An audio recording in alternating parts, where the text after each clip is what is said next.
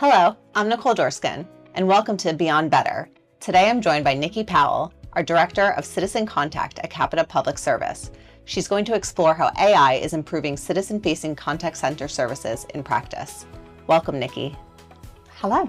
Can you describe your role and the kinds of services that you deliver for citizens every day? I cover any kind of contact for our citizen public service clients. So that can be contact centres or back office operations, and that spans everything from our local government contracts to our gas safe engineers, so the gas safety teams. We look after disabled student allowance, PCSE, and we cover both back office and front office interactions. Amazing. So can you share an example of how AI is helping the work that you're doing?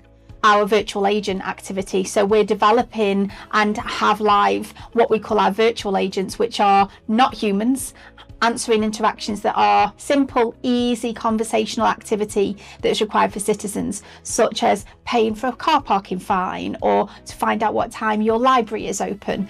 Those interactions are not needed via a human on that basis. What that does is free up my human time to spend more time with our complex inquiries.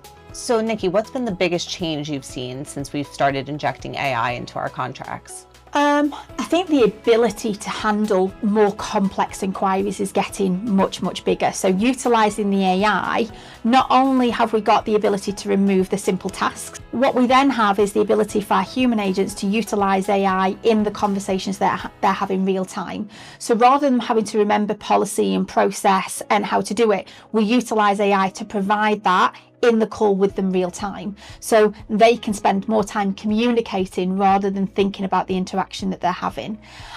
What that's given us is that ability to then handle more, faster, better, smarter for our clients. For the teams, how do we ensure that they have the right skills to be successful? So we're utilising AI in our training. We have a fantastic training team that are helping to deliver that in bite-sized chunks.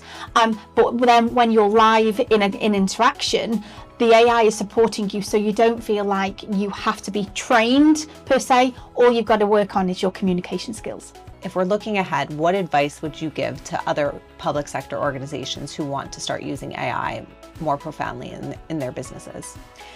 Think about things that are simple and easy to do to get the momentum, whilst at the same time focusing on some of those ones that are real big ticket changes around what is going to give you real value.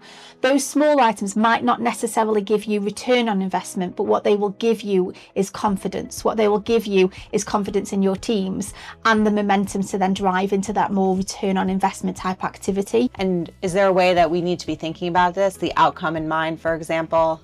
Yeah, I think outcomes based is the way to go, and I think that's really different from a public sector perspective, is where they've predominantly, certainly in a contact centre space, it's around, what SLAs do you want to achieve, etc. The big change is what outcomes do you want to achieve. Does that really need to be however many seats from a contact centre perspective? The answer is no, not anymore.